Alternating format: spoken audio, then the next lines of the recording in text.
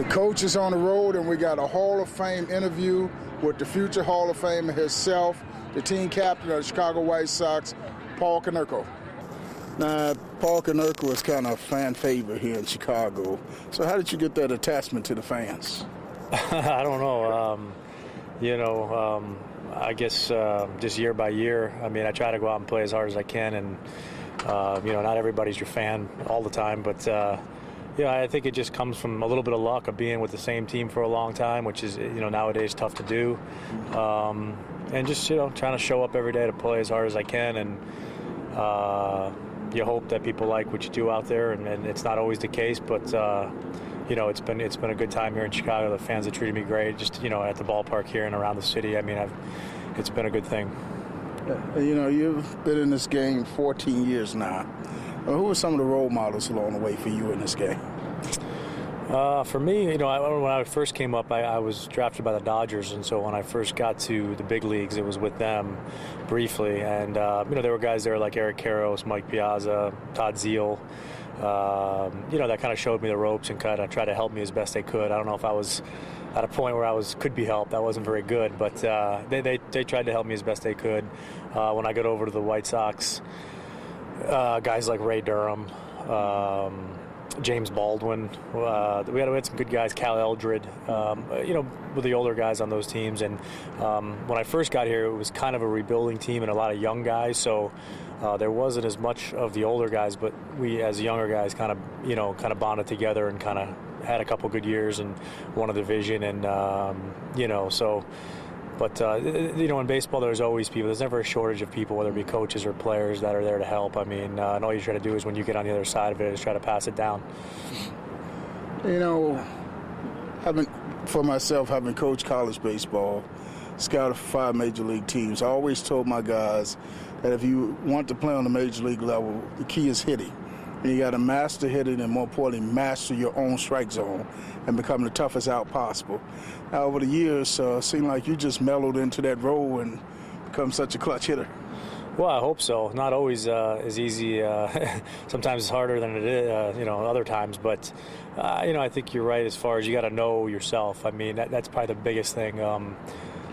There's, guys out there with a lot of speed, trying to hit home runs and putting the ball in the air. It's not a good combination. If you got to use your best qualities, I think. If you're in high school or college, be honest with yourself and say, this is the type of hitter I am, this is the type of player I am, and try to really dive into that and try to be as good as you can at that, because sometimes you see guys trying to do things up there that, frankly, they don't need to do. If they're a good defensive shortstop, let's say, with a lot of speed, it doesn't really matter if they hit, this many home runs as opposed to no home runs. If they're getting on base all the time and being able to steal bases, that's just going to build up their value, and teams are going to, like that. Now, there's other guys out there that don't have that skill set that should be working on how to drive the ball and hit some homers and drive and run. So I think that's the big thing, is just knowing who you are, and hopefully the people around you can, help you with that and let you know, because you see a lot of guys sometimes trying to, it would be nice to be a 5'2" player and be able to do it all, but that's not the case with everybody. So I think you need to identify what you are and try to be good at that and work at that as best you can. So let's take our youngsters back when Paul Konerko was playing high school baseball. Were you a 5'2" guy then? No, I was not then, and I'm not now.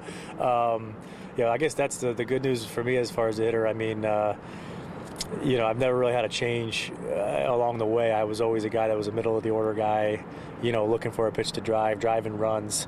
The good news is that, like I said, I haven't had to really ever change who I was. I guess the bad news is that as a hitter, that can be the toughest thing to do sometimes, and that's what kind of, as a guy who just plays first base or DHs, that's all you have to offer. I wish I could steal a base. I wish, I could play shortstop.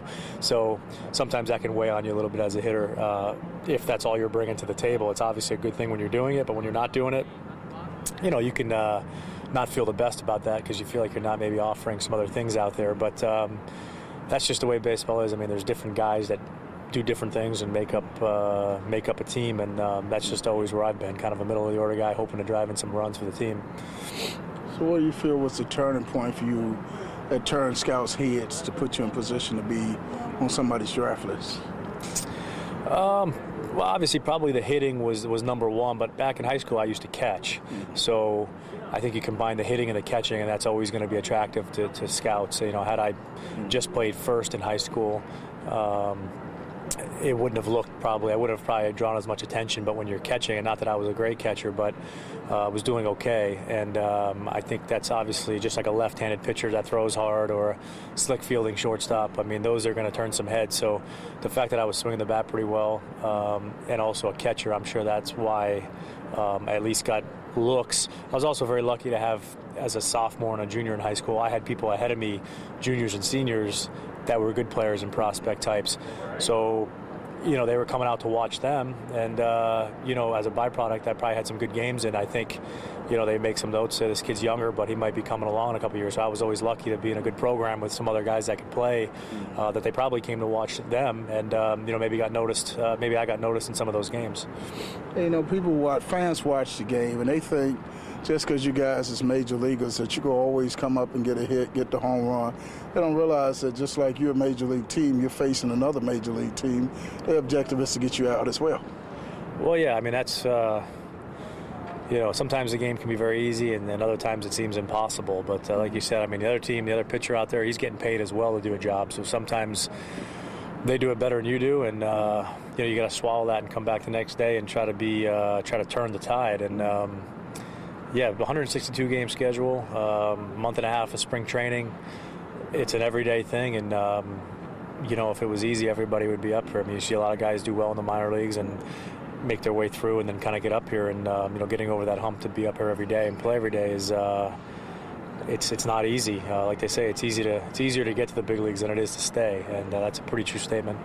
Okay, so I'm going to ask you this last question, because you're fortunate you got through the whole interview without Adam Dunn coming to make his cameo. He used to run in my shoes. So what about you guys handcuffing those guys in the locker room? Well, you know, it's part of the commercial, and but not far from the truth. You know, you get some of these young guys that overstep their bounds every now and again. You got to put them back in their lane, and every player, you know, when you were young, you had to do the same thing. So it's just part of the tradition that some of the younger guys get out of line. You gotta you know, smarten them up a little bit and make them pay a price. So, and someday those guys will be doing that to somebody else. That's the beauty of the game. Coach, say you youngsters behind the scenes with the man and the captain of the Chicago White Sox, PK, Paul Konerko. Appreciate it. Thank you. Thanks a lot.